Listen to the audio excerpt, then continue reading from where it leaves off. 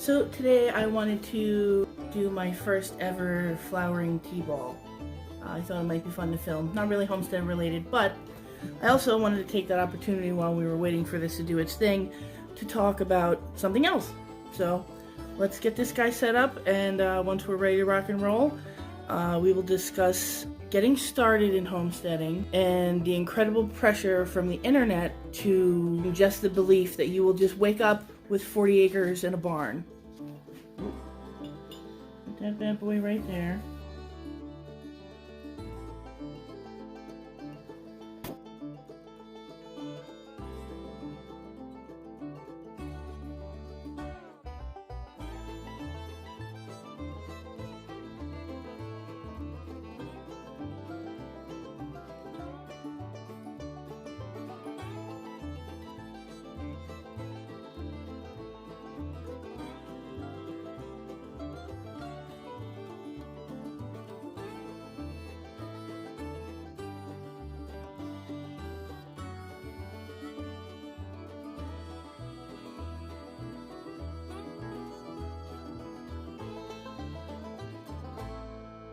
My first 2 years in homesteading have been amazing, but to say that that was without issue or copious financial recompense would be a fat lie.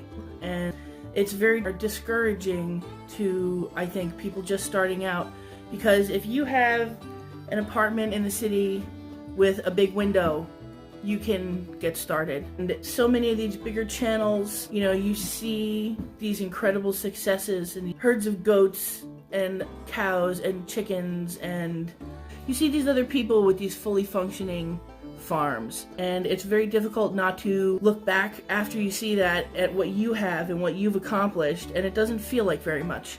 But Rome was not built in a day, and neither was whatever you were comparing yourself to. I feel so bad for so many people who are just not happy with the little results that they can get at the time, because it's a worthy achievement to have a plant in your window and get started. And it's a worthy achievement to have, you know, a potted garden.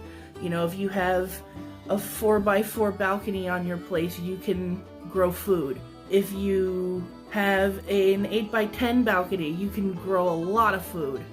There's so much you can do.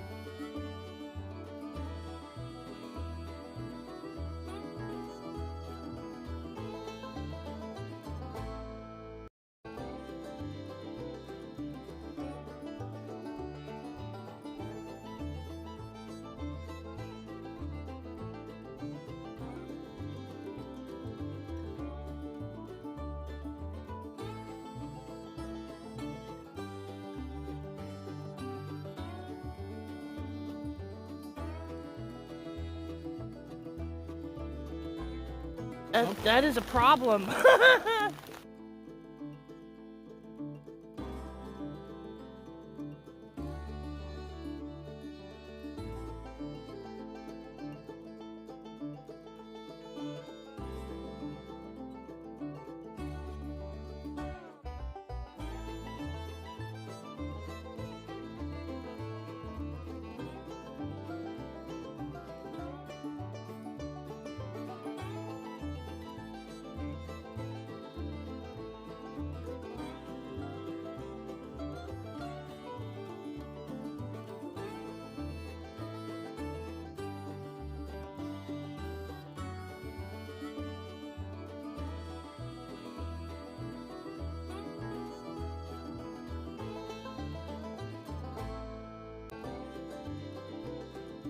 it became clear to me that there's a divide between people who are doing homesteading to prepare for an uncertain future and to be more self-reliant, to establish a local supply chain, to try to remove chemicals from their food and personal products.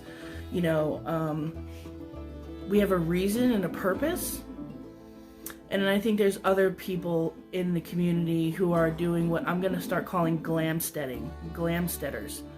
You're not doing anything for a purpose. Like if you have curtains and a tiny coffee table in your chicken coop, that's adorable, but it's not serving a purpose. And you're probably the kind of person that's gonna get mad when somebody eats their chickens. I just can't believe people got mad at me as a homesteader for eating my own produce.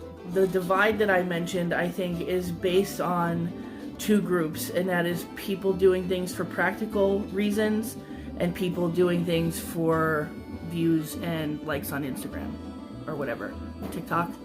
And like homesteading has become popular enough, and self-sufficiency in general, that the image of it is being perpetuated as marketing to gain followers and likes and views and to sell products. There's a divide between people doing things with purpose and people doing things for clout on the internet. But that's also brought in a lot of people who are either just not knowledgeable enough, and that includes making videos and stuff about giving out information that is, you know, false or poor. If you're seeing other people doing better than you, it doesn't matter.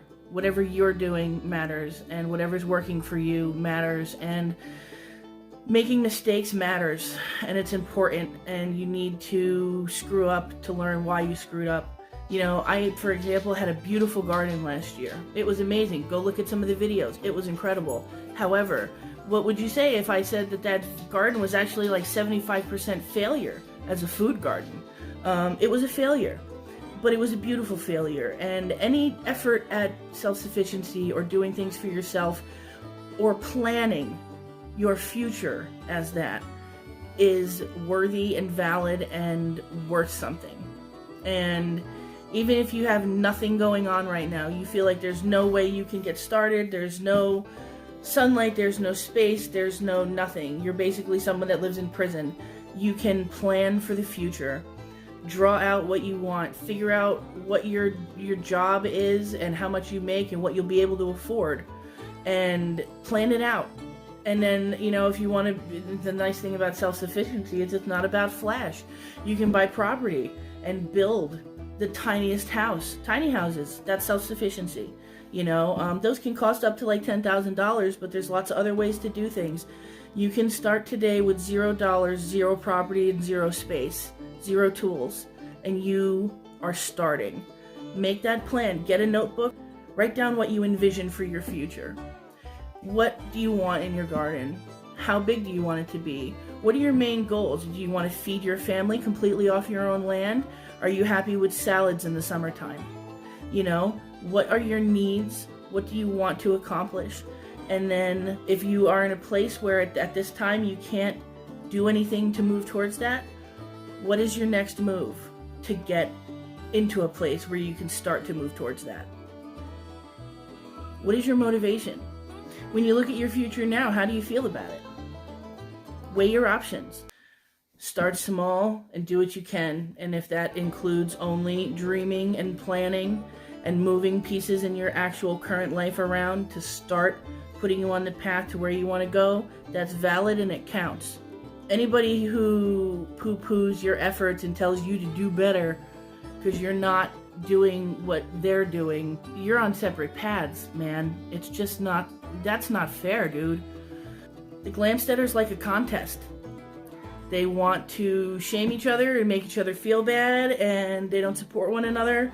And that's how you know. Another way to know a Glamsteader from a homesteader is we will embrace the issues you're having and help you and assist in your learning, but instead you have people who are just saying, oh, well, you know, you're growing a garden, but you didn't stop using all plastics, so you need to do better.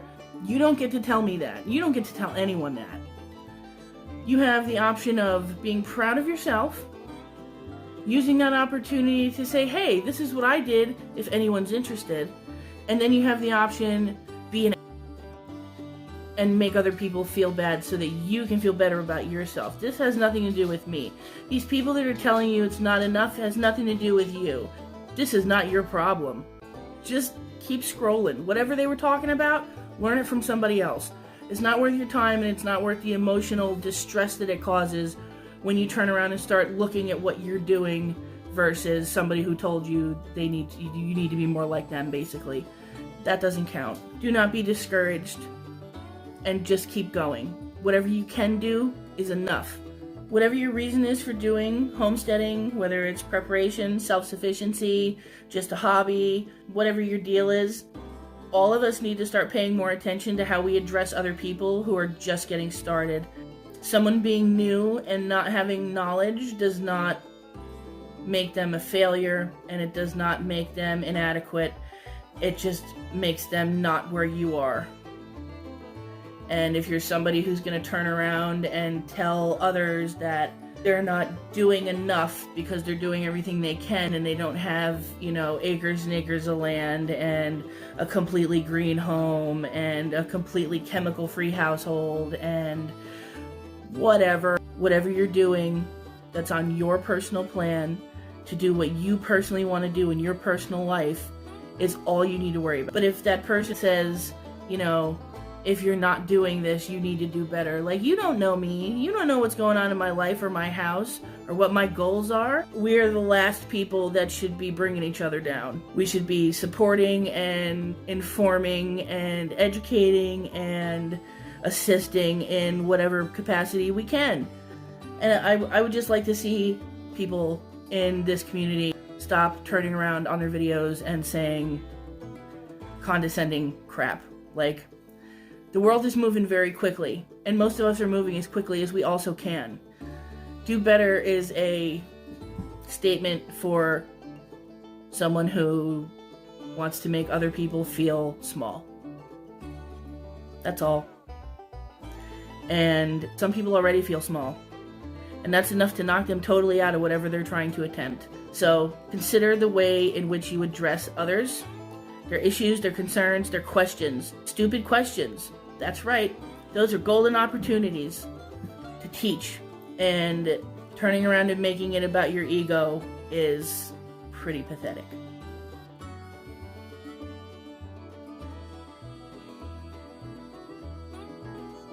So our flower is done flowering.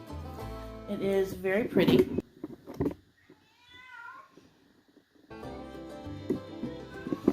So we have some greenery at the bottom and a big yellow flower in the middle, and then this very cute clover blossom on top.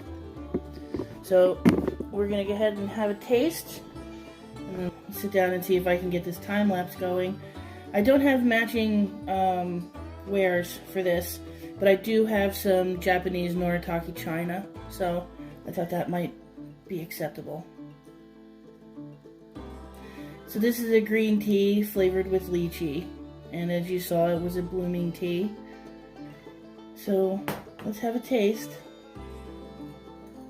Absolute smell of lychee for sure, and none of that fishy green tea taste or smell. That is floral and wonderful. I would drink this all the time, and I don't even like green tea. But this is delicious, and I will absolutely be drinking this. I also saw in the interim while I was filming the blooming a recipe on how to make dandelion tea balls, so maybe we'll give that a try this summer. So now I'm going to take my beautiful teapot over to the other room and start the editing process, trying to turn this into a time lapse, and we'll see how it goes. I've actually been learning a little bit of Japanese, and the word for I is watashi, and the word for drink is nomu. So I looked it up, and the word for now is ima.